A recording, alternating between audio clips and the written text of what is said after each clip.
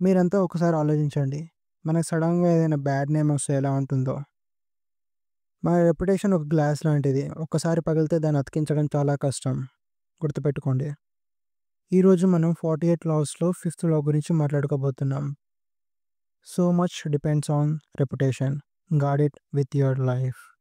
సింపుల్‌గా చెప్పాలంటే మన పేరుకి, ప్రతిష్టకి గ్యారంటీ ఏంటి?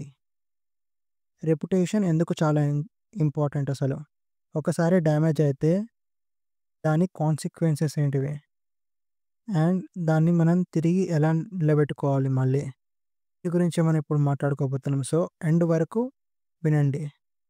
సో, మనం ఇప్పుడు ఒక సింపుల్ స్టోరీతో స్టార్ట్ చేద్దాం. వినండి. కృష్ణ అనే ఒక గ్రేట్ బిజినెస్ మ్యాన్ ఉన్నాడు. మన హైదరాబాద్‌లో ఒక ఫేమస్ బిజినెస్ మ్యాన్. తను ఒక 2, 3 సూపర్ మార్కెట్స్‌కి ఓనర్. అండ్ అంతే కాకుండా ఆయన ఒక మంచి వ్యక్తి.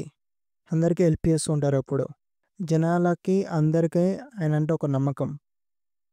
ఆయనంటే బయట ఒక రెస్పెక్ట్ ఉంది. కానీ ప్రతి బిజినెస్‌లో కాంపిటీటర్స్ ఉంటారు. దీంట్లో కూడా ఉన్నారు. సో, వీళ్ళందరూ మన కృష్ణని ఎలా కిందికి దాచాలి, ఎట్లా బిజినెస్ లాస్ చేయించాలి వాడిని అని చూస్తూ ఉంటారు. సో, వాళ్ళకి ఒకరోజు ఒక ఛాన్స్ వచ్చింది. సింపుల్‌గా ఏం చేశారు, కృష్ణ బిజినెస్‌లో పనిచేస్తున్న వర్కర్స్ పైన ఒక బ్యాడ్ రూమర్ స్ప్రెడ్ చేపించినట్టు చేశాడు. ఒక రూమర్ సోషల్ మీడియాలో చాలా వైరల్ అయింది. అంతే. వాడి రెప్యుటేషన్ మొత్తం లైట్ స్పీడ్‌లో గ్రౌండ్‌కొచ్చేసింది. దానివల్ల స్టోర్‌కి ఎవరు రావడం లేదు. బిజినెస్ చాలా డ్యామేజ్ అయింది. ఈవెన్ వాడి క్లోజ్ ఫ్రెండ్స్ కూడా వీడిపైన డౌట్ చేయడం స్టార్ట్ చేశారు దీనివల్ల, ఈ రూమర్స్ వల్ల. కానీ కృష్ణ అంతటితో ఆగిపోలేదు. ఏళ్ళు తడబడి, కష్టపడి సంపాదించుకున్న బిజినెస్ మొత్తం లాస్ అయింది ఈ రూమర్స్ వల్ల అని బాధపడ్డాడు స్టార్టింగ్‌లో. కానీ తెలుసు ఏం చేయాలో అని. మీ అందరికీ నేను మళ్ళీ చెప్తున్నాను. రెప్యుటేషన్ ఒక్కసారి లాస్ అయితే లైఫ్ మొత్తం స్పాయిల్ అవుతుంది. ఇంకేముంది, వాడి కాంపిటీటర్స్ మొత్తం ఎంజాయ్ చేస్తున్నారు వీడి లాస్ పైన. కానీ కృష్ణ అక్కడితో ఆగిపోలేదు. సైలెంట్‌గా ఉన్నాడు. అండ్ ఉండి ప్రూఫ్స్ కలెక్ట్ చేయడం స్టార్ట్ చేశాడు. వాడి ఓల్డ్ బిజినెస్ రికార్డ్స్, ఇంకా పాత కస్టమర్స్ టెస్టిమోనీస్, ప్రూఫ్స్ అన్నీ కలెక్ట్ చేసి కోర్టుకెళ్ళాడు.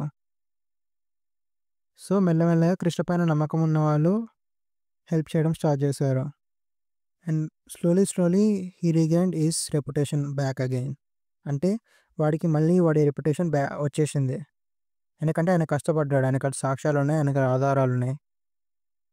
స్లోగా వాడి బ్రాండ్ నేమ్ ఇంకా బిజినెస్ బ్లూమ్ కావడం స్టార్ట్ అయింది. బిజినెస్ మళ్ళీ స్టార్ట్ చేశాడు. కాంపిటీటర్స్‌కి గట్టిగానే భయం పెట్టాడు. అంతే. వాడి పైన ఇంకెవ్వరు బ్యాడ్ రూమర్స్ స్ప్రెడ్ చేయడానికి ఆలోచించను కూడా ఆలోచించలేదు. సో, దీంట్లో మనం నేర్చుకుందేంటి ఈ స్టోరీలో? కొన్ని కొన్ని సార్లు మనం నీతిగానే పని చేసుకుంటుంటాం. కానీ మనకి గిట్టని వాళ్ళు మన పైన తప్పుడు ప్రచారాలు చేస్తూనే ఉంటారు, మనం ఏం చేసినా. సో, అలాంటి వాళ్ళ కోసమే మనం చాలా జాగ్రత్తగా ఉండాలి. ఎవరైనా మన పైన ఫేక్ అలిగేషన్స్ లేకపోతే తప్పుడు ప్రచారాలు చేశారనుకోండి, మనం పైన స్ట్రాంగ్‌గా నిలబడి ఇన్నోసెంట్ అని ప్రూవ్ చేసుకోవాలి ఎండ్ వరకు. ఫైట్‌లో ఇవ్వకుండా అయితే అస్సలు గివ్ అప్ ఇయ్యకూడదు. వినండి. అని గుర్తుపెట్టుకోండి. అస్సలు మర్చిపోకండి దీనికైతే. ఇదే మెయిన్. రెప్యుటేషన్‌ని బిల్డ్ చేసుకోవడం ప్రాసెస్ అయితే స్లోగానే ఉంటుంది. కాపోతే దీన్ని చెడిపేయడానికైతే క్షణం చాలు. సో, మనం చాలా కేర్‌ఫుల్‌గా ఉండాలి అందుకోసమే. ఒకవేళ ఎవరైనా నిజంగా ఫేక్ న్యూస్ స్ప్రెడ్ చేశారే అనుకోండి, మీరు సైలెంట్‌గా ఉండి రియాక్ట్ అవ్వండి. స్మార్ట్‌గా మీరు ఇన్నోసెంట్ అని ప్రూవ్ చేసుకోవడం కోసం మీరు ఏదైనా చేయండి. కాకపోతే గివ్ అప్ మాత్రం అస్సలు చేయొద్దు.